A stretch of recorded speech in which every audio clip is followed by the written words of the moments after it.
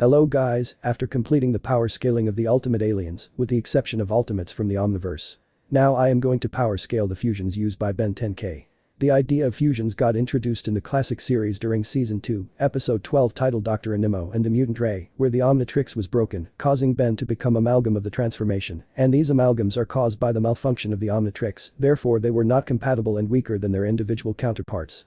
But years later the same application was implemented not as bug but as feature by the future version of Ben known as Ben 10K, with his Bi-Omnitrix, created by Ben's smartest alien. The common misconception of Ben 10K transformation are that they work like fusions from Dragon Ball Z, but in reality all the transformations are similar to the hybridization of two different species. Hybrid speciation occurs when two divergent lineages with independent evolutionary histories come into contact and interbreed, but in terms of Ben 10, we are dealing with species that are from completely different planets altogether. And the most important thing to note in the genes are the traits. There are two types of trait which are dominant traits and recessive trait. In hybridization between two completely different species, traits are determined by a combination of genetic factors inherited from both parent species. These traits can vary depending on which genes are dominant or recessive, as well as any interactions between the genes from the two species. The resulting hybrid may exhibit a mix of traits from both parent species, sometimes showing characteristics that are intermediate between the two, and the percentage of traits inherited from each parent species in a hybrid can vary widely depending on the specific genes involved, their dominance, and other genetic factors. In some cases, hybrids may exhibit traits that are predominantly from one parent species, while in other cases, traits may be more evenly distributed. There isn't a fixed percentage as it's influenced by numerous genetic variables.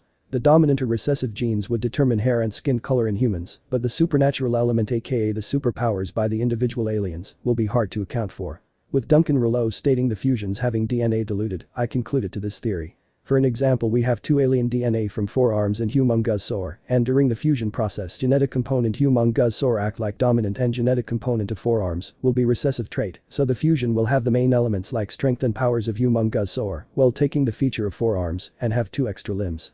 In short, the fusion between A and BA acting like the dominant gene while the genetic component of B just enhances A by adding some abilities or limbs, but sometimes these abilities cannot be used in the full extent. For example, Humongous Sor cannot liquefy his body like Goop, and all Humongous Sor fusion loses their grow ability, so the abilities they gain are limited compared to the individual aliens that come from.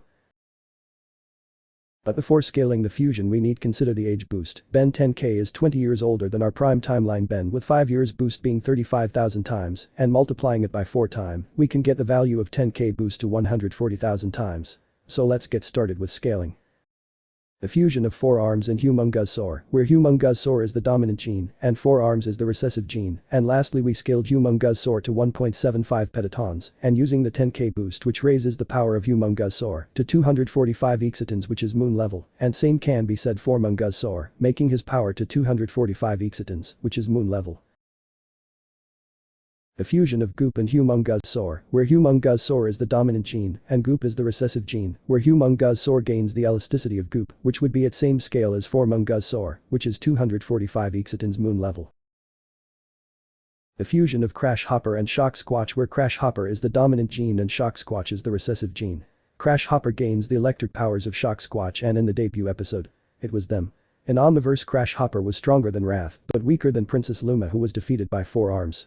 Wrath can tank laser blasts at point-blank range, and in Ben 10 level 5 laser lance can shoot 35 minutes of continuous stream 0.6 terawatt, with converting into joules, which results in 885 kilotons of TNT, which would place in the tier of large town level, while Vreedle brothers use even a stronger version of guns, and Wrath tanked it at point-blank, placing him 10 megatons or city level. Crash Hopper is stronger, placing him at 20 megatons or city level, and using the 10K boost we can get him to 2.8 petatons or continental level, with Crash Shocker scaling to 2.8 petatons or continental level. The fusion of Way Big and Upchuck, where Upchuck is the dominant gene and Way Big is the recessive gene.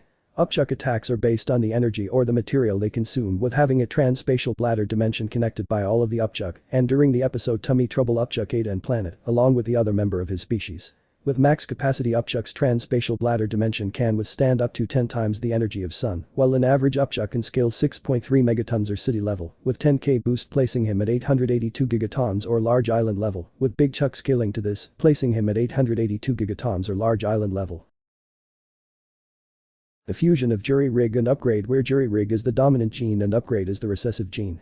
with the ability to fix and merge with technology, and their power is based on what types of material that are around them, which would be great factor, and this fusion is basically a support type rather than combat oriented.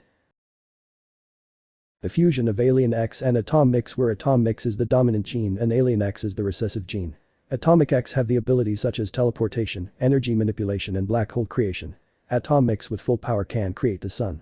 The amount of energy required to create a star varies depending on the mass of the star. For example, the energy required to create a star with a mass similar to the sun is estimated to be on the order of 10 to the power 41 joules of energy, with a 10K boost reaching at the level of multisolar system level, and Atomic X is multisolar system level. That's it for today guys, see you in the next video.